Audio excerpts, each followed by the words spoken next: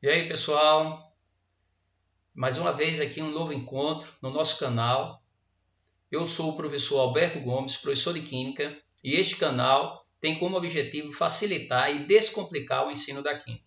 Hoje eu trago para vocês uma aula especial sobre um tópico importantíssimo dentro da Química Orgânica, que muitas vezes é visto de forma rápida quando se está trabalhando na Química Orgânica, e hoje eu estou trazendo com riqueza de detalhes o que representa esse tópico denominado de hibridização do carbono, ok? Então, para quem é inscrito no canal, no final da nossa aula, do nosso vídeo, vocês avaliem, dê o like de vocês, e para quem não é inscrito, façam a sua inscrição.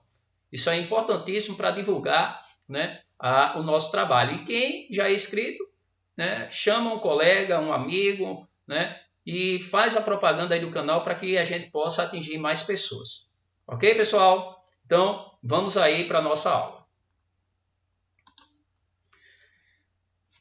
Eu preparei para vocês um material de uma forma bem detalhada, bem didática, bem animada, né, para tentar dinamizar esse tópico, que é o estudo da hibridização do carbono.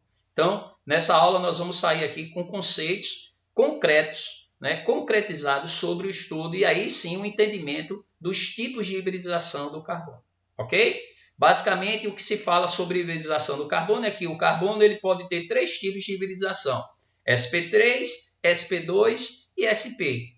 Mas hoje nós vamos, de uma forma descomplicada, trazer a explicação por que a denominação sp3, por que sp2 e por que carbono sp.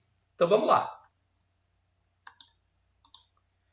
A primeira observação que a gente tem que saber, obviamente, é entender o que representa essa denominação hibridização. Então, a hibridização é o nome dado à fusão ou à união de orbitais atômicos incompletos. Fenômeno que aumenta a quantidade de ligações covalentes que um átomo pode realizar. Esse fenômeno natural que ocorre com alguns elementos químicos, como o fósforo, o enxofre, o carbono e etc.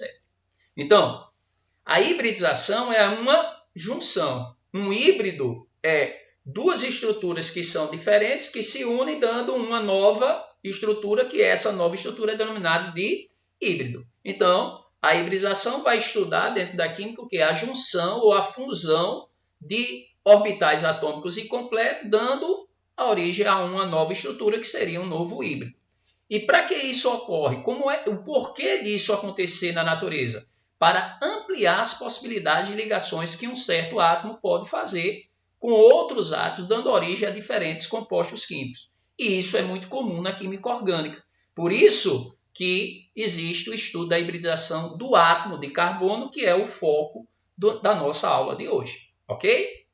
Mas para isso, a gente tem que fazer um estudo introdutório, ou seja, a gente tem que fazer a base, o alicerce do nosso conhecimento, para que a gente possa ter um bom entendimento do que representa as hibridizações do carbono. E para isso, a gente tem que destacar algumas explicações de algumas denominações importantes que fazem parte do estudo de hibridização. A primeira delas é o que vem ser orbital. Orbital, por definição, é a região de maior probabilidade de se encontrar o elétron dentro da eletrosfera de um átomo. Não sei se vocês lembram, e quem não está lembrado, lá nas nossas primeiras aulas, né, nossas primeiras lives e vídeos, eu falei sobre a estrutura do átomo.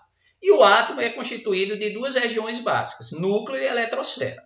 A região periférica do átomo, que é a denominada eletrosfera, pelo próprio nome, é a região onde vão ser encontrados os elétrons. E vai ser nessa região onde ocorrem as ligações químicas, que podem ser ligações iônicas e ligações covalentes. No caso do estudo dos compostos de carbono, nós estamos falando de ligações covalentes, que correspondem a um compartilhamento de elétrons. Então, de acordo com o princípio da incerteza de Heisenberg, não é possível definir a posição e o local exato, né, e a velocidade de um elétron dentro da eletrosfera.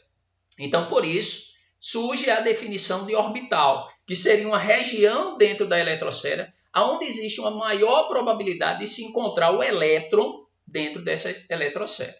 E para facilitar o entendimento, a escrita dessa região e para melhorar o entendimento do estudo da química, a gente representa que essa região é representado por um quadradozinho, onde esse quadrado seria o orbital de acordo com um certo nível e um certo subnível, ok? Então, por definição, orbital é a região de maior probabilidade de se encontrar um elétron dentro da eletrosfera de um átomo, e nós vamos representar o orbital por uma caixinha, certo? Por esse retângulozinho aí. A partir dos subníveis que existem dentro da eletrosfera, a gente vai organizar cada subnível de acordo com a quantidade de elétrons que esses subníveis suportam, com orbitais atômicos e os seus elétrons distribuídos de acordo com algumas regras. Como é isso? Vamos lá. O subnível S é um dos subníveis que formam a eletrosfera de um átomo. O subnível S ele suporta no máximo 2 elétrons. Então, como é que ficam distribuídos esses 2 elétrons dentro desse orbital no subnível S? De acordo com o princípio de exclusão de Pauli, cada orbital suporta no máximo 2 elétrons. Então, cada caixinha dessa, você só pode colocar no máximo 2 elétrons. E esses elétrons devem estar em sentidos opostos, que nós chamamos de spin. Spin vem de spin, giro. Os elétrons estão em constante movimentação. Então, dentro de um orbital, um elétron vai estar girando no sentido horário e, obrigatoriamente, um outro elétron que esteja junto com ele está girando no sentido anti-horário, que são os spins, positivos e negativos. No caso do subnível S, como ele tem 2 elétrons, então o primeiro elétron ele vai ficar no sentido, nós vamos representar sempre o elétron por uma setinha. O segundo elétron, se a primeira setinha está para cima, o segundo elétron tem que estar representado para baixo. Lembrando que, de acordo com o princípio de exclusão de Pauli e da famosa regra de Hund, dentro de cada orbital, princípio de exclusão de Pauli, no máximo eu posso ter 2 elétrons e, pela regra de Hund, eu tenho que sempre preencher esse orbital com um spin no sentido e completá-lo no sentido oposto, que foi o que nós observamos aí no subnível S. Como é que fica no caso para o subnível P? Subnível P ele suporta no máximo 6 elétrons. Como cada orbital suporta no máximo 2, ou seja, cada caixinha suporta no máximo 2, e eu tenho 6 elétrons no total para o subnível P, quantas caixinhas eu tenho que ter, ou seja, quantos orbitais representa o subnível P? Se cada orbital suporta 2 e eu tenho 6, então eu vou ter que ter 3 caixinhas. Então, se vocês observaram, o subnível S suporta 2, uma caixinha. Subnível P suporta 6, 3 caixinhas. Vai ser sempre a metade. Então, a quantidade de caixinhas ou orbitais é sempre a metade da quantidade máxima de elétrons que cada subnível suporta. Então, está aí. Subnível S suporta no máximo 2, está aí um único orbital para ele. Subnível P suporta no máximo 6. Como é que eu faço para colocar esses 6 elétrons? Coloco de qualquer jeito? Não. Eu tenho que seguir a chamada regra de Hund. Que significa o quê? Eu tenho que sempre preencher todos esses orbitais, esses 3 orbitais, com os elétrons no mesmo sentido, e depois eu venho completando, colocando os elétrons no sentido oposto. Como é que fica isso? Observa a sequência. O primeiro elétron entrou no primeiro orbital, no sentido para cima. O segundo tem que entrar no segundo orbital no mesmo sentido do primeiro, então para cima também. E o terceiro, no terceiro orbital, colocado também para cima, ou seja, eu sempre preenchi todos os 3 orbitais. Feito isso, para completar os demais que faltam, os outros 3, como é que eu faço? Eu coloco o quarto no primeiro orbital, o quinto no segundo orbital e o sexto fechando os 6 elétrons no último orbital. Então, eu tenho que sempre preencher no sentido e depois eu venho completando no sentido oposto. Olha aí o que ocorre no subnível D. Se são 10 elétrons, quantos orbitais eu vou ter para o subnível D? 5 orbitais. Tá aí os 5 orbitais. Como é que eu faço para colocar esses 10 elétrons? Eu semi-preencho no sentido e completo no sentido oposto. Então tá aí, ó. Primeiro tá aí, segundo, terceiro, quarto, quinto. Semi-preenchi, agora eu venho completar. Sexto, sétimo, oitavo, nono, décimo. Tá aí os elétrons distribuídos no subnível D, os 10 elétrons do subnível D. E para finalizar, o subnível F, que suporta no máximo 14 elétrons, consequentemente eu vou ter que ter o quê? 7 orbitais, 7 caixinhas. Como é que eu faço para colocar esses 14 elétrons? Os 7 primeiros, tá aí, ó, entram num sentido, tá aí os 7 primeiros, e os outros 7 entram no sentido oposto. Pessoal, isso aí é a famosa regra de Hund. Eu tenho que seguir essa ordem, porque se eu não seguir essa ordem, eu vou desconsiderar a posição exata, né, dos elétrons distribuídos de acordo com o subnível dentro desses orbitais que a gente está chamando de caixinha. Ok? Para a gente ver como é que isso ocorre, por exemplo, na distribuição eletrônica de um certo átomo, obviamente, se estamos falando da hibridização do carbono, eu vou escolher o átomo de carbono.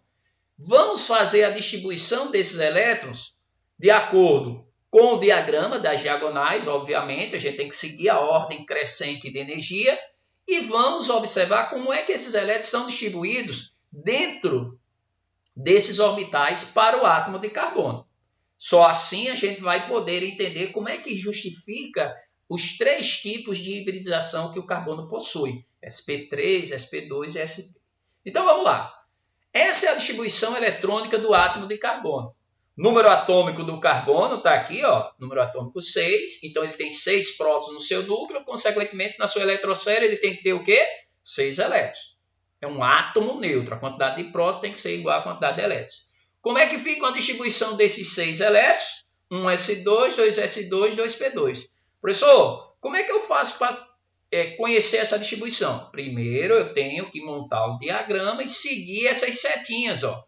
Por isso que esse diagrama é chamado diagrama das diagonais. Essas diagonais, essas setinhas, representam a ordem crescente de energia da distribuição eletrônica de um átomo. Então, começo aqui, eu coloco dos 6, os 2 primeiros elétrons aonde? No primeiro nível e no subnível S. Está aqui, ó, 1s2.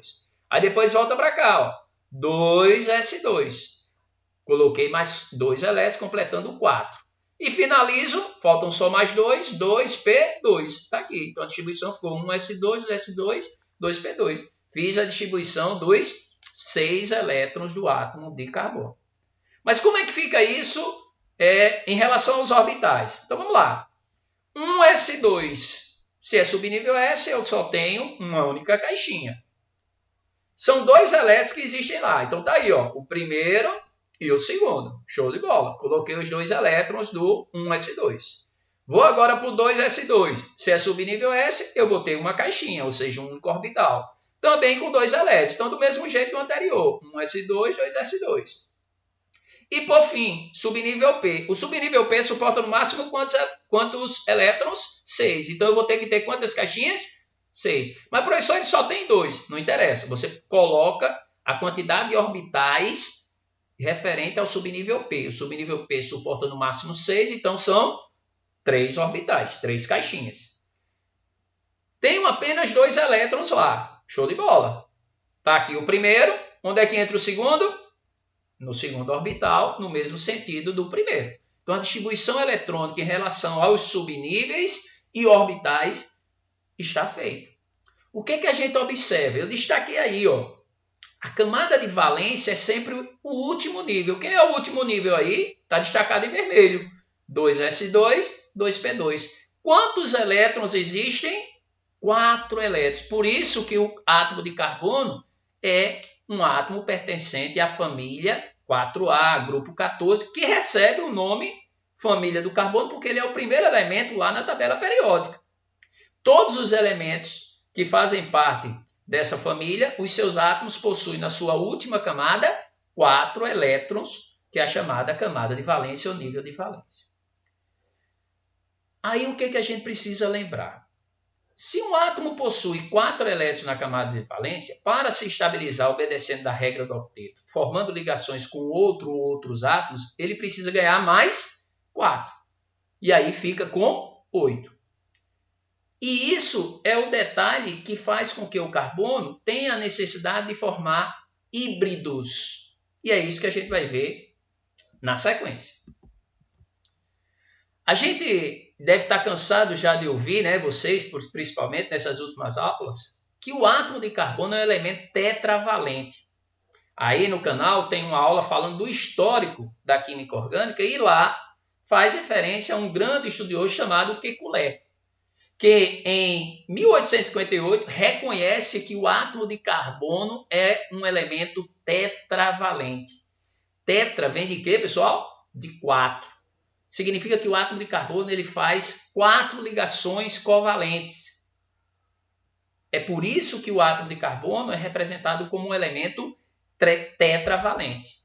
Como nós acabamos de ver, na camada de valência do carbono, nós temos 4 elétrons. Sendo que apenas 2 desses elétrons estão sozinhos, que a gente chama de elétrons desemparelhados na camada de valência. Os outros 2, no 2s2, estão emparelhados, em pareia, como a gente fala aqui no Nordeste, né? Emparelhados. No subnível P, nós encontramos 2 também, mas eles estão desemparelhados. E o que eu quero dizer com isso? Na realidade, para um átomo de carbono que tem apenas 2 elétrons desemparelhados, ele não teria condições de formar as diferentes possibilidades de ligações que o carbono faz. Não sei se vocês estão lembrados. O carbono ele pode formar 4 ligações simples, ele pode formar uma dupla e 2 simples, ele pode formar ainda 2 duplas ou, por fim, ainda uma simples e uma tripla. Lembra também que quando estamos falando de ligação simples, toda ligação simples ela é do tipo sigma, que a gente representa por essa letra grega. Já quando tem dupla ou tripla, a gente tem a chamada ligação π. E o que diferencia na prática mesmo, na realidade, essas ligações? A ligação sigma, eu até já falei isso em outras aulas, em outros vídeos, quando a gente estava falando de hibridização de carbono. A ligação sigma, os átomos se unem através de um entrelaçamento de orbitais. A gente vai ver isso mais na frente. Enquanto que na ligação π, os orbitais eles ficam apenas emparelhados. Se a gente observar, pela distribuição eletrônica do carbono, ele só tem 2 elétrons desemparelhados. Então, como é que seria possível um átomo que só tem 2 elétrons desemparelhados formar 4 ligações sigmas? Porque, pessoal, cada ligação sigma representa um elétron desemparelhado. Então, quando um átomo faz uma ligação com outro e ela é do tipo sigma, esse elétron tem que estar desemparelhado. E nesse tipo de carbono, que forma 4 ligações simples, o carbono teria que ter 4 elétrons desemparelhados e não 2.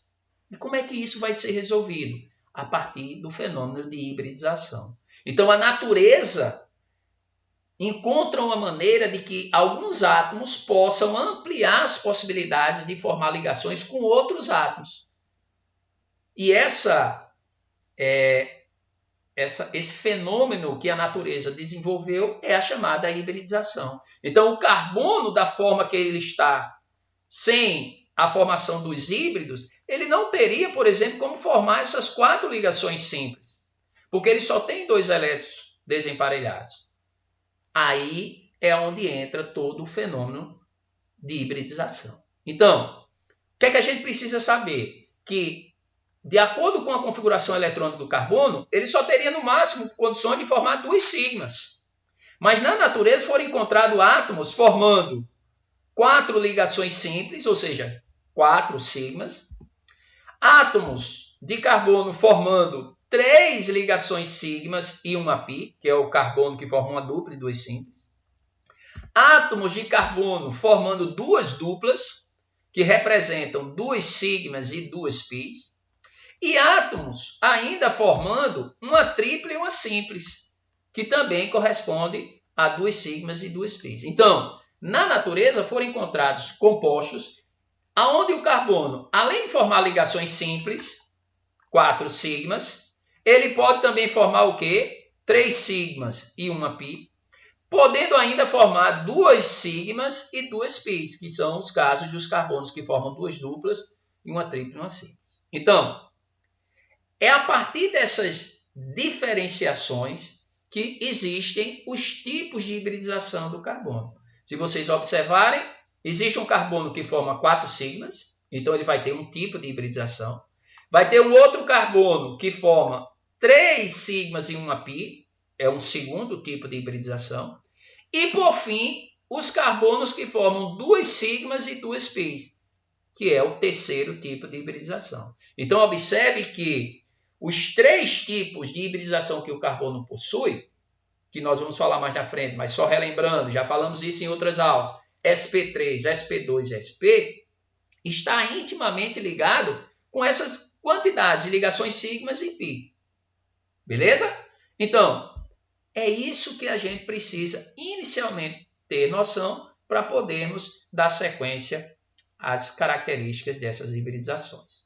Para ilustrar isso, eu escolhi uma substância encontrada na natureza, né? o famoso gás metano, que nós já falamos também em outras lives aí, quando a gente estava falando sobre hidrocarbonetos. A nossa última live foi sobre hidrocarbonetos, e lá apareceu logo no início da live essa molécula, a molécula do gás metano, né? Que é um dos componentes do gás natural, que é um derivado do petróleo. O que é que nós temos na molécula do gás metano? Na sua fórmula molecular, CH4, nós temos um átomo de carbono ligado a 4 átomos de hidrogênio. Então, o carbono ele tem 4 elétrons na sua última camada. Então, ele pode estar formando aí 4 ligações do tipo simples com átomos de hidrogênio. Lembrando que cada átomo de hidrogênio só tem um elétron, e aí, para se estabilizar, precisa de mais um, então ele pega esse elétron, um dos elétrons desses 4 que o carbono tem, e forma uma ligação covalente simples, que são essas nuvens eletrônicas aí que eu representei em azulzinho. Então, o carbono se liga a 4 hidrogênio, formando 4 ligações simples. Se, obviamente, são 4 ligações simples, são 4 ligações do tipo sigma. Mas, naturalmente, o carbono não teria condições de formar essas 4 simples, porque ele só tem 2 elétrons desemparelhados. E como isso vai ser possível? A partir da formação do que nós chamamos de híbrido, que a gente vai ver mais na frente. Então, inicialmente, eu estou mostrando aí que o átomo de carbono, ele encontrou, né, a natureza encontrou uma maneira para que esse átomo de carbono pudesse se unir a 4 átomos de hidrogênio, através de 4 ligações do tipo simples, que eu posso representar a sua forma estrutural dessa forma, né? Pode ser representado também dessa forma, onde aqui nós temos esses bastonetes, onde representam as ligações, né? Em cinza aqui eu tenho o átomo de carbono no centro, e os branquinhos aqui os hidrogênios. Aqui uma outra representação em 3 dimensões, e aqui a partir de orbitais atômicos. Ok? Então, na molécula do CH4, é um exemplo onde o carbono vai estar formando 4 ligações simples, que representam 4 ligações do tipo sigma. A segunda molécula já é de uma molécula que, na sua estrutura, o carbono está formando uma dupla e 2 simples. Observe que a molécula é o C2H4, que é um hidrocarboneto, com 2 carbonos e uma dupla, é um alceno. E como só tem 2 carbonos, é o eteno, está aqui a sua forma estrutural. E ele tem apenas 2 carbonos e 4 hidrogênios. Se você observar, cada carbono está formando uma dupla e 2 simples. Cada carbono forma uma dupla e 2 simples. Consequentemente, nós temos na molécula 5 ligações sigmas e 1 pi. Mas se você olhar, cada carbono está formando 3 sigmas e 1 pi. Cada carbono está formando 3 sigmas e 1 pi. Diferente da molécula anterior, onde o carbono estava formando 4 sigmas. Então, significa que esse carbono já tem uma hibridização diferente do carbono anterior. E como é que a gente ilustra isso a partir da construção da molécula? Então, está aí os 2 átomos de carbono. Se você observar, cada carbono possui os seus 4 elétrons, ok? E ligado a esses 2 carbonos, nós temos 4 hidrogênios.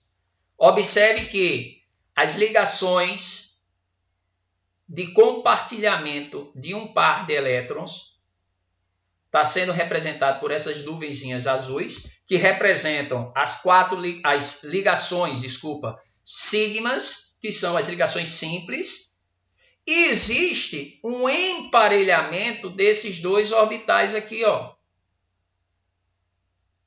Esse desse carbono e o outro do outro carbono. E é nesse emparelhamento que surge a nuvem eletrônica, que representa a chamada ligação π. Então, como eu falei no início, a ligação sigmas, os orbitais dos átomos se entrelaçam, formando essas nuvenzinhas em azul aí que representam as ligações sigmas. Já na ligação π, os orbitais dos átomos eles ficam apenas emparelhados, que caracteriza a ligação π. Por isso, quando a gente está estudando propriedades dos compostos orgânicos e a gente está fazendo estudo sobre a força de ligação entre os átomos, a ligação sigma ela é bem mais forte do que a ligação π. Porque a ligação sigma, os átomos, os orbitais, eles se entrelaçam. Então, esses átomos estão mais fortes, né? Quando a gente estuda reações químicas, a gente vê lá nas reações de adição que é mais fácil quebrar uma ligação π do que uma ligação sigma. Porque a ligação π, os orbitais estão apenas emparelhados. É mais fácil romper, quebrar uma ligação π. Já na ligação sigma, que é uma ligação mais forte, através de um entrelaçamento, isso vai ser mais difícil. Então, isso é um ponto importante quando a gente está estudando as reações orgânicas nas reações de adição. Então, observe que nessa estrutura, o carbono ele está agora formando 3 sigmas e uma π. E essas ligações ocorrem dessa forma. No terceiro exemplo, que é mais um hidrocarboneto apenas com 2 carbonos e 2 hidrogênios, que é o etino, a gente observa o carbono formando, cada carbono, 2 sigmas e 2 πs, diferente dos 2 exemplos anteriores. Isso faz com que a gente chegue ao nosso terceiro tipo de hibridização, que a gente vai explicar bem detalhado logo nessa sequência. Então, como é que fica a estrutura desse composto? Então, o que é que a gente observa? Os átomos de carbono são 2, cada átomo de carbono com seus 4 elétrons ligados a 2 hidrogênios. Com os hidrogênios, nas extremidades, formam-se 2 ligações sigmas, e entre os carbonos, existe uma terceira ligação sigma, completando as 3 ligações sigmas existentes nessa molécula. As demais ligações que ocorrem são 2 ligações do tipo π, que nós já falamos anteriormente, que são emparelhamentos de orbitais. Como no caso, diferente da estrutura anterior, nós temos uma tripla ligação, 2 dessas ligações são sigmas, e a terceira é sigma. 2 dessas ligações são πs, e a terceira é sigma, que é o que a gente observa nesta ilustração. Então, a minha ideia, pessoal, de trazer esses 3 exemplos é para mostrar a vocês como é que se comportam esses orbitais na formação das chamadas ligações sigmas e π. Então, ligação sigma, os orbitais se entrelaçam. Na ligação π, os orbitais apenas ficam emparelhados. Vimos que, para cada exemplo desses, os carbonos vão ter que ter hibridizações diferentes, porque eles possuem quantidades de ligações sigmas e πs diferentes. No primeiro exemplo, o carbono formava 4 sigmas. No segundo exemplo, ele forma 3 sigmas e uma π. E nesse terceiro, ele forma 2 sigmas e 2 πs. E como a gente viu no início, o átomo de carbono ele só teria condições, por ter 2 elétrons emparelhados, de formar 2 sigmas. E como é que ele tem essa diversificação de possibilidades? A justificativa está aí. A hibridização do carbono permite que os átomos desse elemento sejam capazes de realizar 4 ligações químicas, ou seja, o carbono só realiza 4 ligações após sofrer o fenômeno de hibridização. Vimos que o carbono que forma 4 simples, ele tem 4 sigmas. Isso caracteriza que esse carbono é do tipo sp3. Já o carbono que forma uma dupla, ele tem 3 sigmas e 1 pi, que caracteriza a hibridização do tipo sp2. E os dois seguintes, que são os carbonos que formam 2 duplas ou uma tripla e uma simples, fazem a mesma quantidade de ligações, 2 pis e 2 sigmas, que caracteriza a hibridização do tipo sp. Então, de acordo com a quantidade destas ligações, e vimos isso agora na ilustração da montagem dessas 3 substâncias, a gente consegue identificar que cada tipo de carbono desse possui uma hibridização diferente devido à quantidade de ligações sigmas e pis que existem nesses carbonos. Então, para isso, a gente precisa, mais uma vez, destacar que, como o carbono, pela sua configuração normal, seu estado fundamental, ele só tem 2 elétrons, ele não teria condições de fazer esses tipos de ligações. Então, para isso, o carbono ele tem que sofrer um fenômeno natural que ocorre para alguns átomos, que foi uma maneira que a natureza encontrou para diversificar as possibilidades de ligações de alguns átomos, não são todos que fazem hibridização. E no caso do carbono, o que é que ocorre? Esse elétron do subnível S, lembra aqui, na camada de valência do carbono eu tenho 4 elétrons. 2 desses elétrons estão no subnível S e estão emparelhados. E os 2 restantes estão no subnível P desemparelhados. E seriam esses os possíveis de formar as ligações do tipo sigma, porque estão desemparelhados. Então, o que é que a natureza faz? Ela encontra uma maneira de pegar um desses elétrons que estão no subnível S da camada de valência e jogar para esse orbital aqui, do subnível P que está vazio. Sendo que isso ocorre a partir de uma absorção de energia. É um estado excitado. E quando isso ocorre, a gente obtém um átomo de carbono, denominado excitado, com essa configuração. Um S2, 2 S1, porque esse elétron saiu aqui do subnível S e foi para o subnível P, está aqui ele, e o subnível P agora tem 3, então a distribuição fica de valência 2S1, 2P3. Nesse estado, ocorre a possibilidade de formar ou um híbrido sp3, ou um híbrido sp2, ou um híbrido sp. Isso vai depender dos átomos que vão fazer a ligação com esse carbono. Porque dependendo do átomo, ele pode formar simples, ele pode formar dupla, ele pode formar duplas, ele pode formar uma tripla. Então vai depender do átomo. E daí as 3 possíveis hibridizações que o carbono pode ter. Então, se vai ser sp3, sp2, sp, vai depender do átomo que vai ficar ligado ao carbono que está agora excitado. Ok? E como é que se formam esses 3 tipos de hibridização? Então vamos lá. A partir de agora eu vou explicar o motivo da denominação sp3, sp2 e sp. Obviamente, vamos começar aí com o primeiro átomo, a primeira hibridização, que é do carbono do tipo sp3. Acabamos de ver, carbono sp3 é aquele que forma 4 ligações simples, ou seja, 4 ligações sigmas. Então, a sua distribuição no estado fundamental é essa, como já vimos. Ele vai necessitar excitar esse elétron. Após a excitação, ele obtém uma configuração de átomo de carbono excitado. E aí, dependendo do átomo que vai formar a ligação com ele, no caso, se é o carbono sp3 que estamos analisando, ele tem que formar 4 ligações simples, semelhante à molécula do CH4. Então, eu vou ter que ter, se são 4 simples, 4 elétrons desemparelhados. Então, o que é que vai acontecer, pessoal? O fenômeno de hibridização, lembra lá do início, é a junção, é a união, é a fusão de orbitais. Então, o átomo de carbono excitado, ele tem um elétron no orbital S e 3 elétrons no orbital P. Quando eu junto tudo, eu fico com essa configuração. Um elétron no subnível S e 3 elétrons no subnível P. Daí a denominação sp3.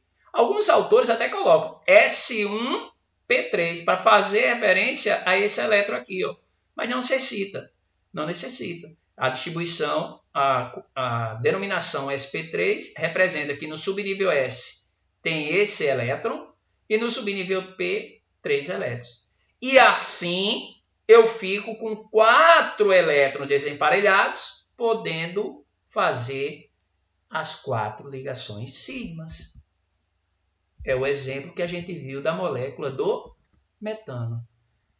Se eu tenho 4 sigmas, eu preciso ter 4 orbitais híbridos sp3. Está aí um, está aí o outro, está aí o outro, está aí o quarto. Então, quando o átomo de carbono na molécula do CH4 consegue se unir a 4 hidrogênios, é porque ele formou um híbrido sp3 e com cada hidrogênio ele utiliza um orbital híbrido sp3, que é tudo isso aqui, ó. O orbital híbrido, ele é caracterizado com essa estrutura. Então, o átomo de carbono na molécula do CH4 possui 4 orbitais híbridos sp3. Então, com cada hidrogênio, ele utiliza um orbital híbrido do tipo sp3. Eu posso simplesmente dizer que essa ligação aqui, ó, que usou esse orbital híbrido sp3, carbono e hidrogênio, é do tipo sigma, subnível S do hidrogênio, porque o hidrogênio só tem um elétron, a distribuição dele é 1s1. Então, ele pegou o elétron do subnível S do hidrogênio e se uniu ao elétron do híbrido sp3 do carbono. Então, essa ligação aqui, ó, pode ser dita sigma do tipo S, referente ao hidrogênio, sp3 do carbono. Então, na molécula do CH4, eu tenho 4 ligações sigmas do tipo quê? S, sp3. 4 do tipo S do hidrogênio, sp3 desse carbono, que é um carbono que só forma ligações simples. Então, por que a denominação sp3? Porque eu peguei o subnível S do carbono excitado e juntei com o subnível P, que tinha 3 elétrons. S com 1, P com 3, hibridização sp3. Esse é o motivo da denominação sp3. Algum mistério? Alguma complicação? Acredito que não. Bem descomplicado, porque aqui a gente tenta ao máximo trazer a química de forma descomplicada. Tranquilo, galera? Entendido o sp3? Vamos para sp2. Segundo tipo, carbono sp2. Carbono sp2 tem quantas sigmas? 3. Quantas pis? 1. Como é que fica a distribuição? Tudo do mesmo jeito. Eu gosto de repetir para mostrar que não tem mudança. O carbono excitado é aquele carbono que tem um elétron no S e no P eu tenho 3. E aí o que acontece? Se eu tenho que formar no carbono sp2 3 sigmas e 1 pi, eu tenho que ter, ó, cada sigma é um elétron desemparelhado. Então eu tenho 3 sigmas, eu tenho que ter 3 elétrons desemparelhados. Aí, para isso, o que vai acontecer? Junto tudo, o S com o P, tá aqui, ó, o S e os orbitais P, juntei tudo. Sendo que no carbono sp2 eu só preciso ter 3 sigmas. Aí o que eu faço? Esses 3 elétrons, que representam o subnível S com 1 e o P com 2, se separa desse orbital P com 1 elétron. Aí é onde surge o que nós chamamos de orbital P puro, que nada mais, nada menos é a nossa ligação π. A gente vai ver isso na ilustração da molécula. Mas vamos recapitular. Juntei os orbitais, deu origem a um híbrido. Como no caso a ligação é sp2, o carbono é sp2, eu tenho que ter 3 sigmas. Então eu só preciso dos 4, os 3 primeiros elétrons desemparelhados. E os 3 primeiros elétrons representam o elétron do subnível S e os outros 2 do subnível P. Por isso que a configuração fica sp2. E esse elétron aqui, professor, do subnível P, se separa dos outros orbitais do tipo P, que formam agora o híbrido sp2, e dá origem ao chamado orbital P puro. Olha onde ele vai aparecer.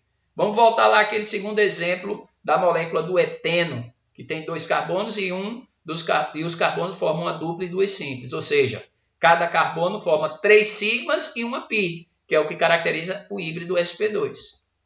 Olha aí, ó, o carbono com cada um com seus 4 elétrons se unindo aos hidrogênios, formando as ligações do tipo sigma, que no caso agora são híbridos sp2. Está aí o primeiro sp2 e os demais. Está aqui, ó. Um híbrido sp2, ligação sigma. Outro híbrido sp2, ligação sigma.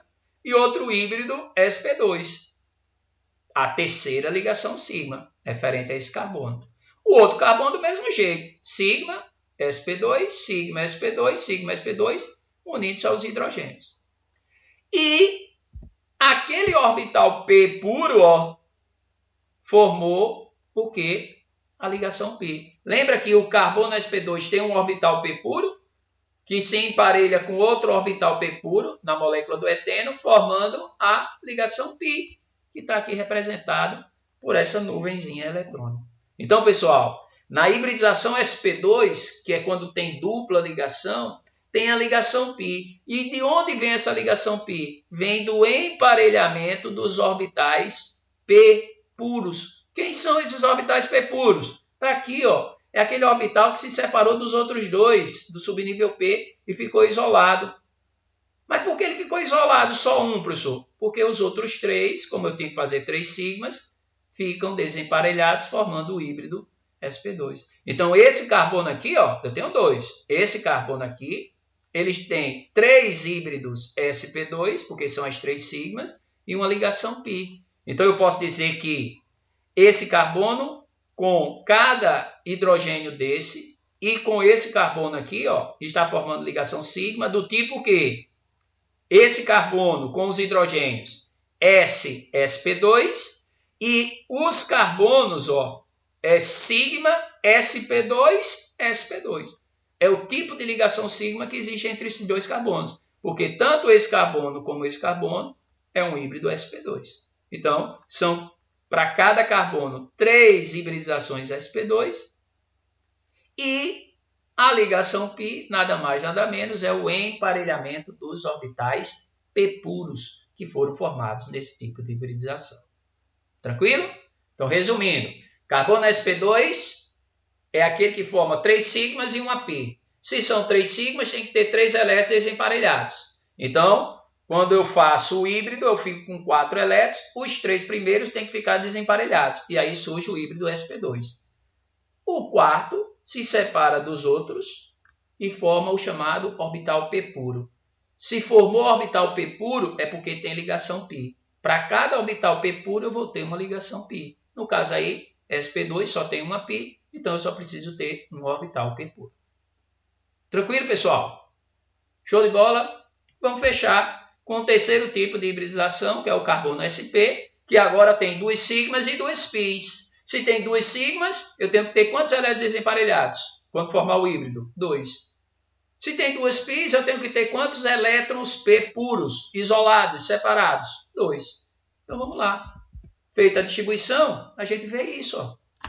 Tudo que está aqui no início é uma repetição. O que importa é aqui. Ó. Formou o híbrido, tem 4 elétrons desemparelhados. Sendo que agora, como eu tenho 2 sigmas, eu preciso apenas dos 2 primeiros desemparelhados. Está aqui, ó. Forma o orbital sp, ou S1p1. E os outros 2, professor? Está aqui, ó, não são 2 πs, então são 2 orbitais que se separam e ficam puros. Está aqui o orbital P puro com um elétron e outro orbital P puro com outro elétron. Formou o híbrido sp, porque eu preciso de ter 2 elétrons desemparelhados, para formar o híbrido sp, 2 sigmas, e os 2 orbitais P puros separados, formando 2 πs.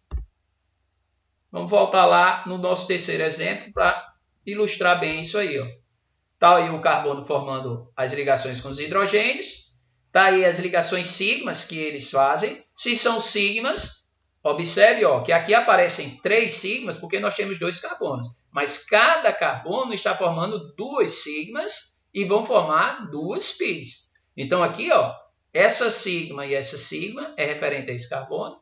E essa sigma e essa sigma é referente a outro carbono. Se é ligação sigma, são orbitais referente ao entrelaçamento. As πs que aparecem aqui em cima são os orbitais p puros. Como são 2 πs, eu preciso ter 2 orbitais p puros que se emparelham.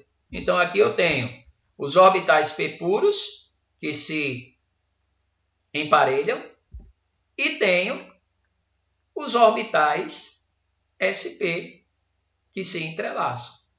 Essa ligação carbono com hidrogênio é sigma, S do hidrogênio, sp do carbono. Essa outra ligação carbono do outro carbono com o hidrogênio é sigma, S, sp. E essa ligação que envolve os carbonos é sigma, sp, sp, porque os 2 carbonos são do tipo sp.